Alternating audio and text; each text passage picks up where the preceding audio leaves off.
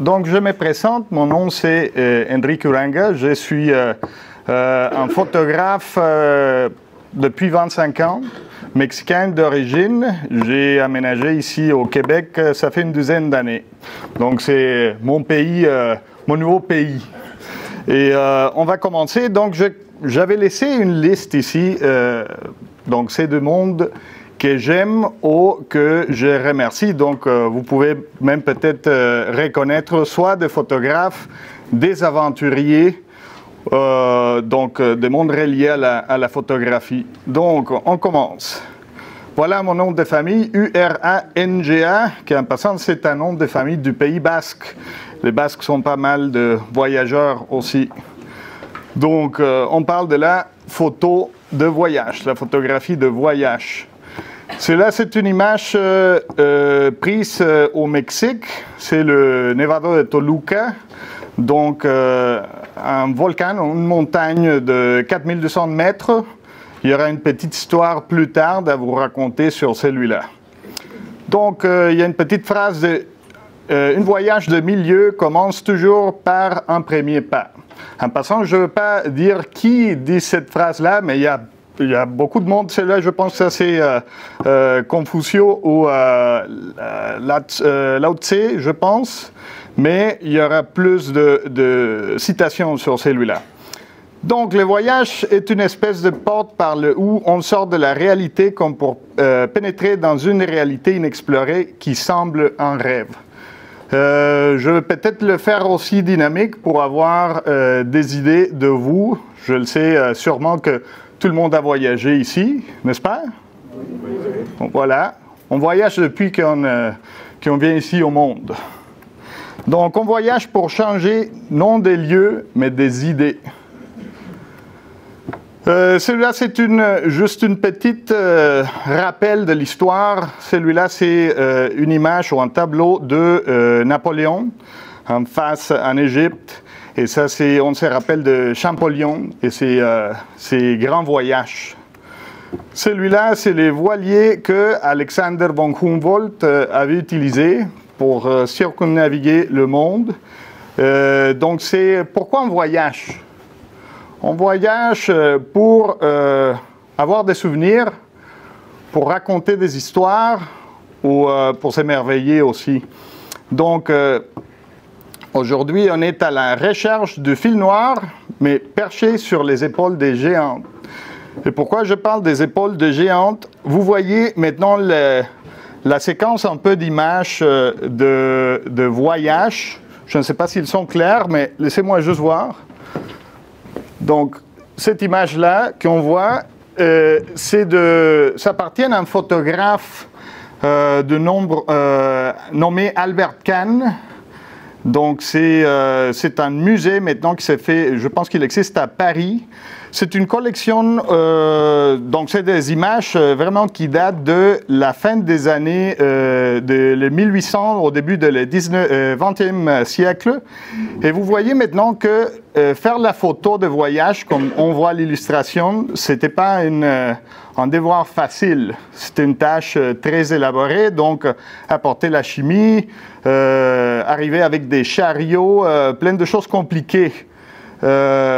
On est pas mal choyé maintenant d'apporter juste un petit appareil ou même un téléphone pour voyager ou s'émerveiller.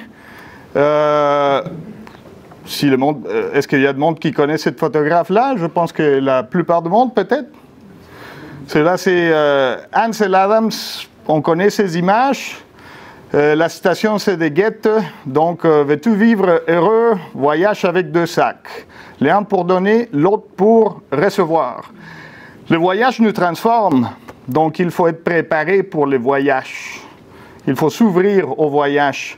Et en parlant de celui-là, parce que je travaille ici chez Lozo depuis 3 ans, il y a tout le temps des questions comme c'est quoi le meilleur appareil pour voyager ou pour faire des belles images? Et dans l'époque, je pense que Ansel Adams ne se posait pas nécessairement cette question-là. Donc, c'était vraiment de juste faire les images. Celui-là, c'est son véhicule qu'il avait transformé. Vous voyez maintenant la plateforme. Donc, il pouvait installer tranquillement sa caméra, sa chambre 8 par 10 ou 4 par 5 sans problème. Vous voyez celui-là, les parcs nationaux américains. On connaît ces images. Une autre citation, voyager ne sert pas beaucoup à comprendre, mais à réactiver pendant un instant l'usage des yeux, la lecture du monde. Cela, je ne sais pas si ça c'est connu pour vous autres. Celui-là, c'est un photographe que j'admire aussi beaucoup. Il est Joseph Koudelka. Êtes-vous au courant de son travail? Non?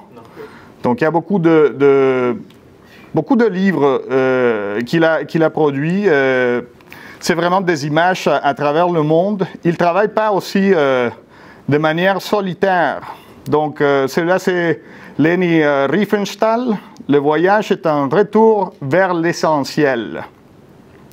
Celui-là, en passant, c'était la photographe officielle de Hitler avant de la Deuxième Guerre mondiale. Elle avait continué aussi sa carrière mais une carrière fructifère. Je pense qu'elle a vécu jusqu'à ces années 90. Là, on voit le photographe, parce qu'on pense que c'est nous qui découvrons peut-être la photo de voyage. Mais j'ai quelques images de comment le photographe voyage.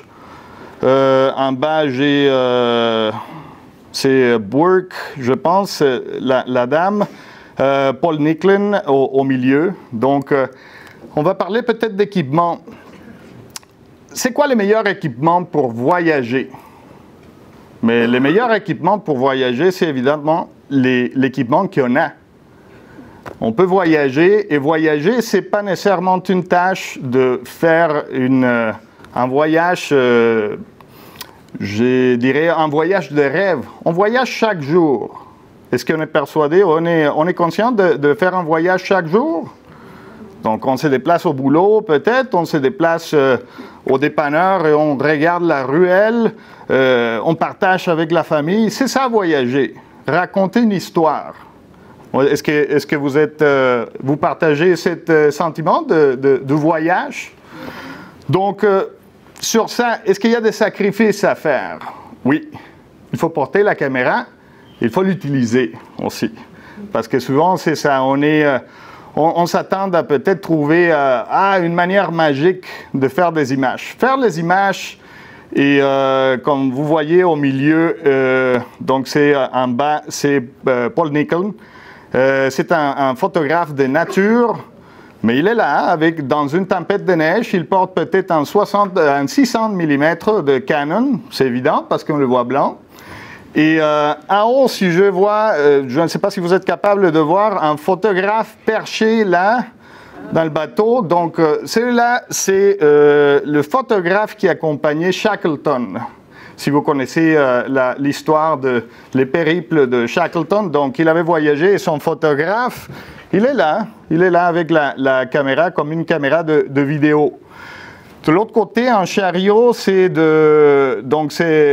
wet plate, collodion. Donc, c'est l'autre type d'impression. Et en bas, on voit une sorte de 4 par 5, peut-être une speed graphic.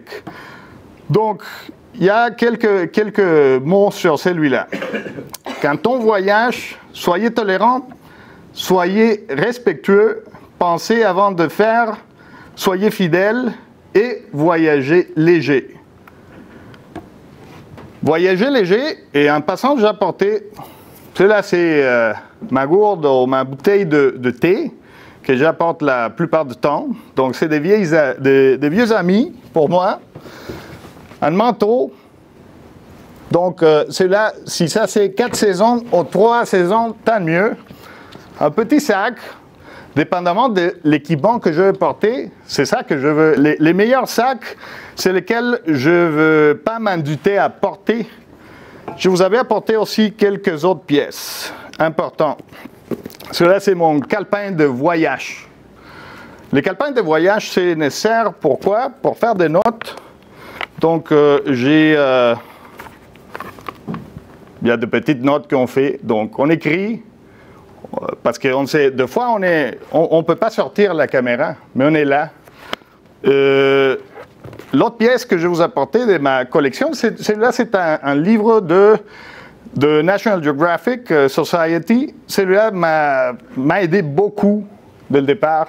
Donc, il y avait plein de petites histoires de les photographes même qui parlaient de leur travail. Donc, il y a beaucoup de sacrifices, mais on est jugé par les images, n'est-ce pas? Donc, il faut faire le mieux avec celui-là.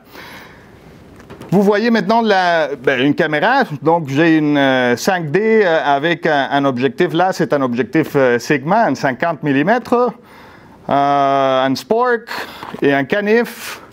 Et voilà. Donc, des bons souliers, parce qu'il faut marcher. La même chemise que vous voyez maintenant, et un sac. Voilà, j'ai pris les photos hier, donc. L'autre, on voit un petit sac. Celui-là, je suis aussi amateur de les forages de champignons sauvages. Donc, je m'amuse autant de ramener ou rapporter des petites choses de voyage, des souvenirs de voyage. Et vous voyez un peu le style de photographe, mais c'est ça, des fois, il ne faut pas s'habiller trop comme photographe, n'est-ce pas?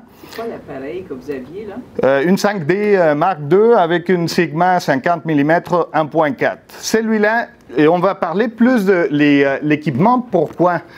J'aimerais juste vous en parler que comme photographe, l'exercice de s'efforcer à travailler avec les limitations, ça nous permet vraiment de faire de meilleures images. Parce qu'on est, on est pas mal comme accoutumé à avoir toute une panoplie d'objectifs, et c'est pas mauvais celui-là. Mais il faut se poser la question de si ça c'est nécessaire d'apporter tout cet équipement. J'ai déjà eu aussi, j'avais fait pas mal de voyages dans ma vie, mais d'avoir apporté peut-être des choses que je n'ai jamais utilisées dans le voyage. Et j'étais obligé à les porter avec un sac à dos, des sacs à dos supplémentaires, donc des duffel bags, et c'était la folie de faire ça. Donc je paye le prix. Et c'est ça, je pense que la sagesse, c'est de se limiter avec les choix d'équipement et de s'efforcer aussi à voir d'une certaine façon. Donc on va voir mes images un peu plus tard, mais première image là, c'est, je pense que ça c'est Grèce, donc les Parthénons. 11 ans plus tard, on voit une image là que j'ai trompé un peu parce que ça c'est un négatif, mais on le voit en positif, en diapositive, donc un Kodak T-Max. En passant, j'ai 25 ans d'expérience, donc j'ai travaillé avec quoi?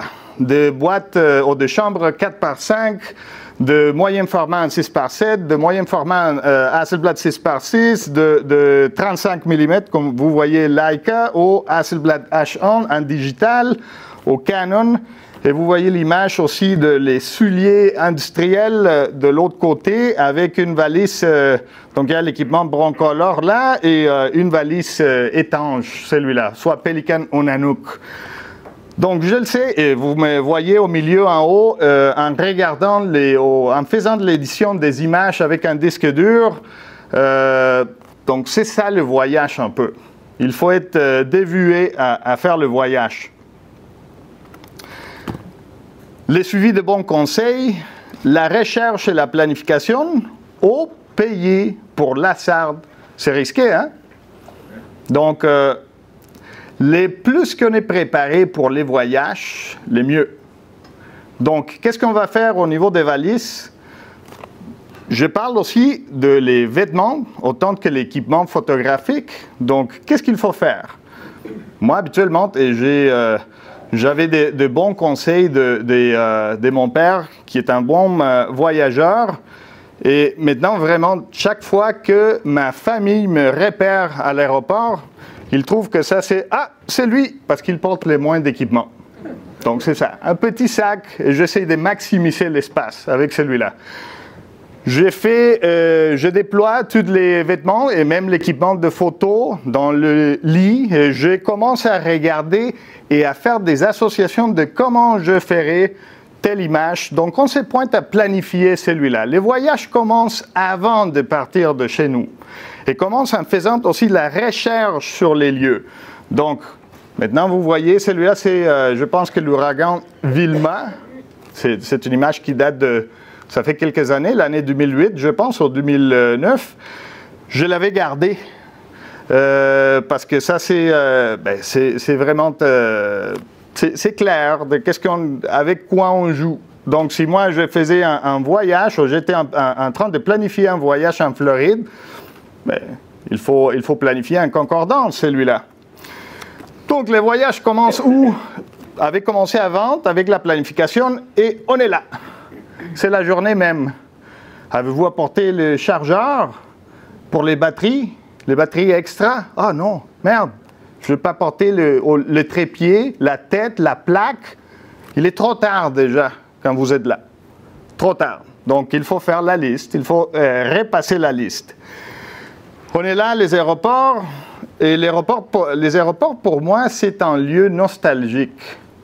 C'est de plusieurs conversations, c'est vraiment comme la poésie. Il y a des accueils, il y a des départs. C'est vraiment un espace qui nous fait rêver aussi. J'adore les aéroports, malgré que les Américains, je pense qu'ils se pointent à faire l'expérience un peu plus pénible à cause des révisions et pour les photographes aussi, parce que avant, quand on voyageait avec l'équipement en analogique, ils pouvaient peut-être le faire la révision à la main, mais maintenant c'est vraiment dur.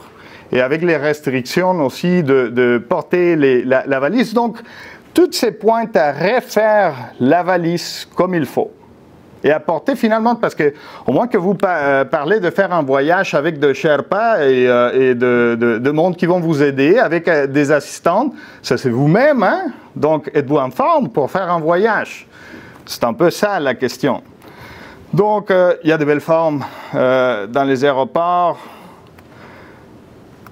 Celui-là, c'est de voyager, pas nécessairement très loin. Celui-là, c'est une image à Montréal. Celui-là aussi. Donc, on peut voyager. Celui-là, c'était un projet. Je suis spécialisé aussi dans la photo corporative. Donc, celui-là, je l'ai pris avec moyen format, un analogique. Celui-là, dans un aéroport à Cancun. Et celui-là, c'est un traitement croisé, celui-là, avec du Hasselblad. Mais on fait l'évocation du rêve, de rêver. Donc, c'est ça que je parlais. Une image floue, celui-là, flou, c'était avec... je fais moyen format avec ce projet, moyen format et 35 mm avec une Leica. Simple. Qu'est-ce que j'aime de Leica? Mais un appareil simple, donc on fixe juste l'ouverture, le temps d'exposition et on se met sur le ISO, la sensibilité. Les appareils manuels, donc on ne se casse pas la tête si on sait quoi faire. Le voyage, donc on arrive dans une ville populée. Celle-là, c'est une vision rapide. Après ça, je vais vous en parler, où on va voir les images un peu plus dans lesquelles j'ai pris plus de dédication de celui-là. Celui-là, c'est Danemark, le métro. Donc, j'ai pris ces images rapidement avec parce que j'avais porté mon équipement de moyen format, j'avais apporté aussi les 35 mm. Et celui-là, c'était une petite Lumix que je portais comme maintenant tout le monde porte des cellulaires. Celui-là, c'est mon calepin visuel. Si moi, j'aimerais retourner à ce lieu-là, donc celui-là, ça m'aide. Parce que la mémoire est faible, comme en parlant de couleurs. Donc, voilà, on s'est fait un calepin visuel sur celui-là. Voyager, c'est donner un sens à sa vie. Voyager, c'est donner de la vie à ses sens. Cela, je les mets en diptyque un peu. J'étais pas à Copenhague, celui-là, c'était à Londres. Et à Londres, j'ai été privilégié. Parce que moi, j'avais fait un contrat industriel. Et la journée même, donc on était en train de retourner vers Londres. Il y avait vraiment, c'était bouleversé la ville, un chaos de trafic, comme on connaît de choses ici à Montréal, avec le pont Orange.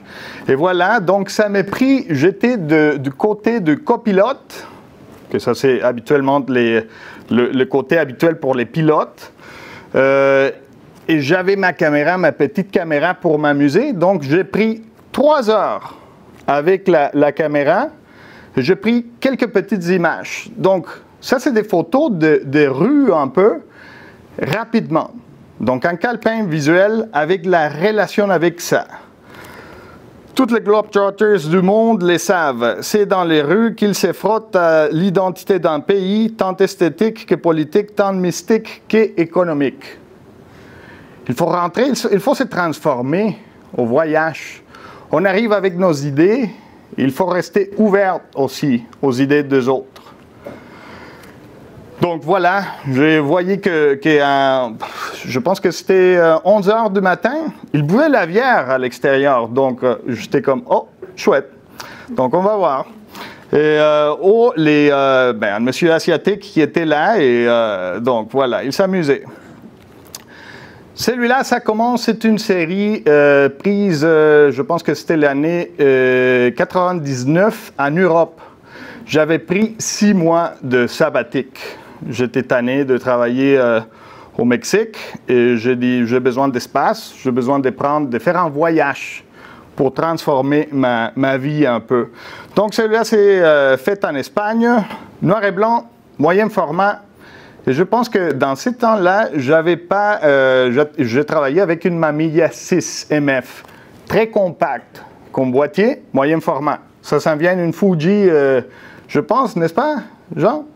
La Fuji, ça s'en vient, que ça c'est moyen format digital, donc ça fait rêver ce type d'appareil. Celui-là c'est Bilbao, encore en Espagne. Les formes, les contrastes. Une chose qu'on va arriver souvent et que je vais pousser peut-être avec vous de s'aimer peut-être les grains. Il faut se lever tôt, il faut se coucher tard, il faut peut-être même pas dormir. OK? Et on a des choses dans la tête. Donc celui-là, je pensais à faire plus tard des choses pour m'amuser. Donc c'est de répliquer des formes. Donc celui-là, le monde parle, est-ce que ça c'est la muraille de Chine? Non, évidemment non, il y a de l'eau. Donc celui-là c'est Cabo Marchichaco au Pays Basque aussi. Donc la mer aussi fort. Et on commence à voir que, je ne sais pas, celui-là, ce n'est pas nécessairement de la photo de voyage, mais ça, c'est qu'on parle avec notre manière de composer. Je ne change pas un voyage nécessairement. Je fais la photo en voyage, les mêmes images que je ferai ici au niveau des compositions, au niveau de chercher des motifs. Donc, avec celui-là, je vois les lignes. Très clair, il y a un point de fuge que vous voyez clairement au fond. Là, c'est une station, je pense que ça c'est à Tocha, à Madrid. Et vous voyez maintenant celui-là, une image à Paris, au 6e, 7e. Et voilà. Mais il y a toutes sortes de sujets qu'on prend. Donc, soit l'architecture, soit des objets trouvés, soit de pierre ou de roche comme celui-là, qui semble peut-être un humain, peut-être, parce qu'on voit comme une petite bouche et peut-être un œil là. On voit une toile là. OK. Un monsieur qui est en train de couper les gazons. Celui-là, c'est en France. Je ne sais pas si ça c'est Chambord, mais peut-être. Au Chenonceau, peut-être. Celui-là, c'est à Léon et Castilla, les pics d'Europe. Donc, j'étais là un bon 6 mois, comme je vous avais parlé, donc avant de l'hiver. Et c'était mon expérience. J'ai loué un auto, j'ai fait 11 000 km seul. Et parce qu'il n'y avait personne vraiment pour m'accompagner qui avait peut-être l'idée de faire ce voyage-là. Donc, c'était mieux de le faire comme ça. Celui-là, c'est Barcelonnette. Ça a commencé le froid et les gels. Il faut se lancer. Donc, un petit ruisseau sur celui-là. Qu'est-ce que je portais et qui me démarquait aussi? Je portais mon trépied. J'avais un bon trépied, oui. J'avais un Gizzo, je l'ai encore. Un trépied en fibre de carbone, léger. Et je ne me posais pas la question de est-ce que ça c'est peut-être une bonne idée de la porter ou pas? Je l'ai porté. il faut le porter. Si ça, c'est le cas. Parce que sinon, la moitié des images, ben, on ne peut pas le faire. À main levée, maintenant, peut-être, si vous montez les ISO et tout ça, mais j'ai risqué pas mal d'échapper plusieurs images si je ne préparais pas mon équipement. 2, on arrive. C'est quoi ça? Aussi à Picos Europa, je pense que Léon peut-être. Et donc j'arrivais à la côte de neige sur celui-là. Je ne pouvais pas avancer plus parce que l'auto n'était pas munie avec de chaînes pour rouler. Donc, j'ai reculé. J'ai pris le temps de prendre une photo là. Celui-là, c'est les Guggenheim à Bilbao. J'ai pris, celui-là, c'est une belle image d'architecture, mais la lecture entre celui-là et celui-là. Ah, c'est l'édition. Donc, on fait le voyage et on retourne du voyage. Donc, des fois, on a les images en tête en noir et blanc. Pour moi, maintenant, ça fait longtemps que je travaille maintenant, même avec l'émulation de noir et blanc sur la caméra, même si je travaille en RAW, mais j'ai déjà la prévisualisation de le regarder, celui-là, le repérer en noir et blanc. Donc, j'avais celui-là, cette image en tête. On voit la perspective humaine et tout ça. Il y a des choses qu'on peut... donc, on se promène dans la ville. Celui-là, j'avais pensé, donc, oui, il faut sortir même la nuit. Ah, il fait noir, il fait froid, je suis plus confortable à l'hôtel. Oui, on prend une bière, peut-être, mais on se lance à l'aventure. Pourquoi? Parce que ça vaut la peine de le faire. Sinon, quand? Si pas ce moment-là, quand? Des fois, on se pose la question, oui, je vais retourner plus tard. Je me rappelle de pas mal de souvenirs d'avoir visité plusieurs endroits dans le monde. Et oui, j'aimerais peut-être retourner, mais j'ai la conscience de que ça, c'est vraiment, c'est peut-être la dernière fois ou la seule et unique fois que je vais rester devant cette merveille. Donc, c'est à moi c'est ça, de saisir le moment. Donc, c'est pour ça qu'il faut sortir avec la caméra. 1, 2, 3, 4. Ah, vous vous rappelez des images? Peut-être. Serendipity, ce n'est pas un mot en français, mais c'est en anglais pour dire qu'on vient d'arriver sur quelque chose. Voilà. Voyez-vous maintenant qu'est-ce qui se passe? Moi, j'étais étonné. Quand j'ai vu les planches des contacts devant moi, que c'était des 6x6, je commençais à rêver au niveau des horizons. Moi, j'ai cadré de la même façon, donc j'arrivais à dire pourquoi je ne fais pas une montagne qui n'existait pas. Donc, c'est mon utopie. Et voilà, je me lance. C'est un projet que je l'ai fait déjà depuis quelques années et je continue. C'est un projet en évolution sur celui-là. Donc, autour des voyages et les formes. On tombe sur les objets communs, comme celui-là, une théière. Les quotidiens. Cela, c'est un voyage aussi. Les quotidiens. Donc, je pense que celui-là, il n'y a pas beaucoup de choses à dire, mais c'est sensibiliser que, oui, on voyage. Celui-là, c'était pour moi, mes enfants et ma copine, un voyage à Nouvelle-Écosse pour visiter sa mère. Et donc, c'est de raconter des histoires. Celui-là, c'est mon fils.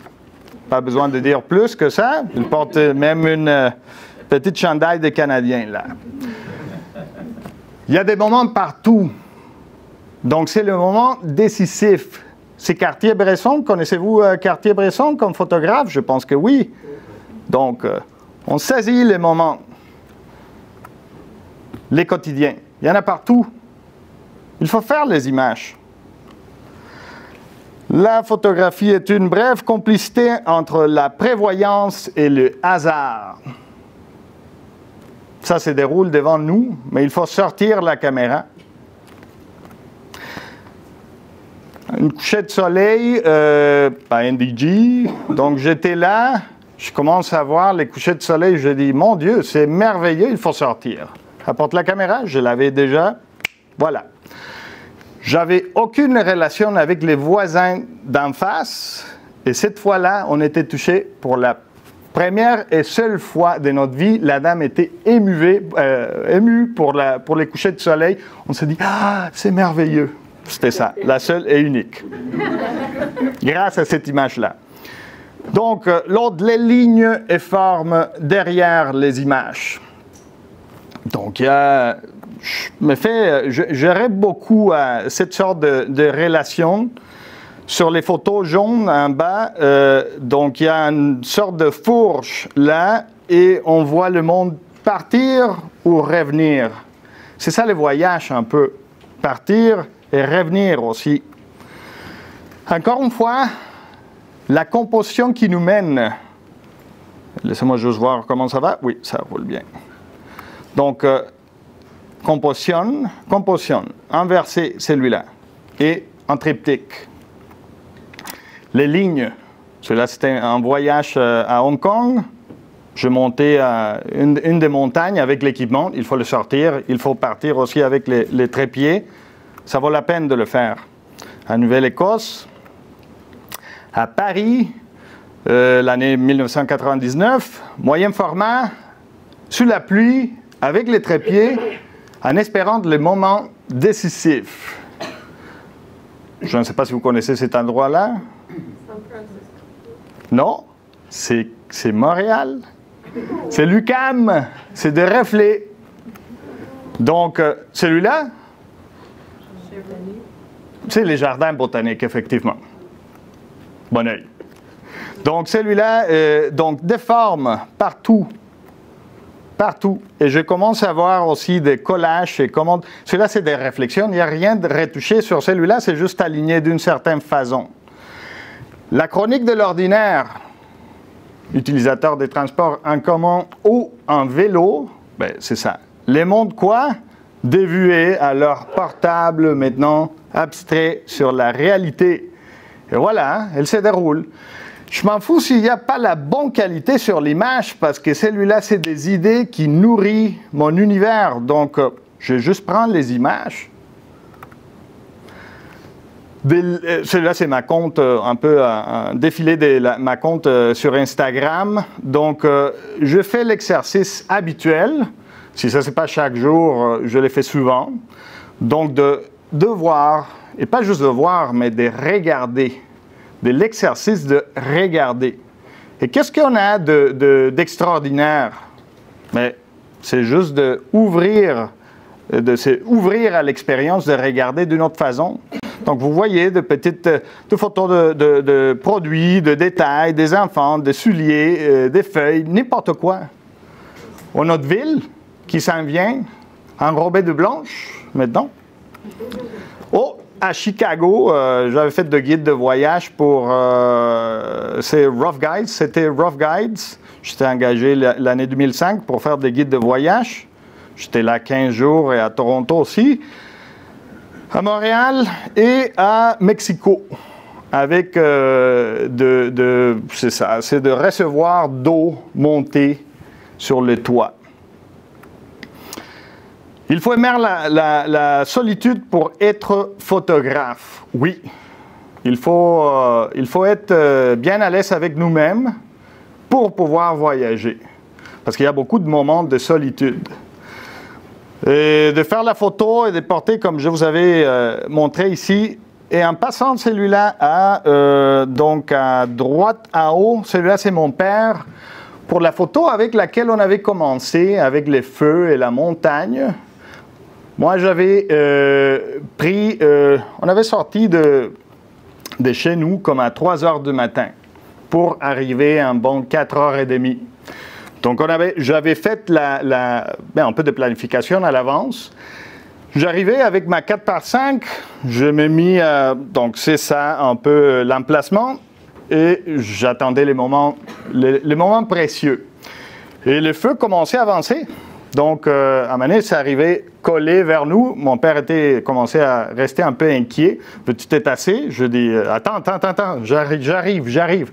Donc, j'arrivais à faire quelques clichés. Et après ça, oui, on déplaçait la caméra. Et ça continuait aussi. Donc, 4x5 avec des gros sacs, si vous connaissez l'équipement, c'était un effort. à 4200 mètres d'altitude. Donc, voilà. Je ne me considère pas disons, quelqu'un d'expérimenté, mais un tough, oui. Donc, il faut faire. Donc, celui-là, je le montre parce que ça, c'est des petites vignettes qu'on peut faire ça après le voyage. Pour défiler, celui-là, c'est des images en Asie, Myanmar, Cambodge, prises en moyen format, digital, analogique, et je portais la Leica aussi. En voyage, j'étais engagé par Hasselblad pour donner des conférences en Chine, mais après ça, je dis, tant qu'à y être, je traversais l'océan, il faut faire des images. Donc, je restais un peu plus longtemps. Il faut être respectueux, parce que vous voyez maintenant, comme celui-là, j'étais peut-être armé avec un téléobjectif, avec celui-là. Et on se sent vraiment un pouvoir avec un gros objectif. Mais je vous en parle que peut-être c'est mieux de s'approcher plus avec un objectif grand angle ou même un objectif normal, parce que ça nous permet de faire un rapport avec les sujets. Au lieu de rester détaché et loin, il faut s'approcher à la réalité. La réalité est devant vous. Et des fois, qu'est-ce qu'il faut faire? Il faut laisser tomber la caméra aussi. Des fois, le moment arrive et on déclenche. De petits détails. Même si on ne parle pas la langue, on parle la langue officielle d'être gentil, d'être curieux et de faire des échanges avec le monde. Lui, peut-être à l'air de quelqu'un qu'on connaît. Eh oui, mais oui, il y a un certain air. Donc, oui, il faut être avec un regard tout le temps.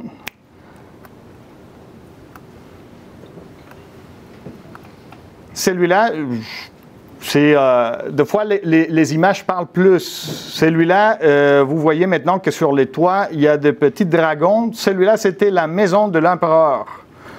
Donc, il y avait une hiérarchie sur celui-là. J'ai trouvé ça, en plus d'être beau au niveau graphique, donc beaucoup de significance sur celui-là. Celui-là, c'est Angkor Wat. Donc, les dragons et celui-là c'est Thaïlande, Bangkok. Le vrai au Xi'an. Et le voyage, je n'ai mis pas toutes les images, mais vous pouvez juste imaginer combien d'images j'avais déclenchées. Il faut faire un triage, il faut faire l'édition, je n'ai pas fait tout ça comme il faut. Courir le monde de toutes les façons possibles, ce n'est pas seulement de la découverte des autres, mais c'est d'abord l'exploration de soi-même, l'excitation de se voir agir et réagir. Heureux les touristes qui as-tu vu avant de l'arrivée des touristes. Voilà, hein? Ça devient de plus en plus un défi, faire un voyage, à cause de quoi? De ça. C'est une menace, vraiment. Donc, et vous voyez maintenant comme c'est pas de tai chi celui-là, hein? Vous voyez l'image? Les voyages au cours de nos proches. Je veux juste défiler parce qu'on commence à être proche, donc... notre proche, c'est là. C'est la famille. C'est les choses qu'on a vraiment chez nous, à la campagne.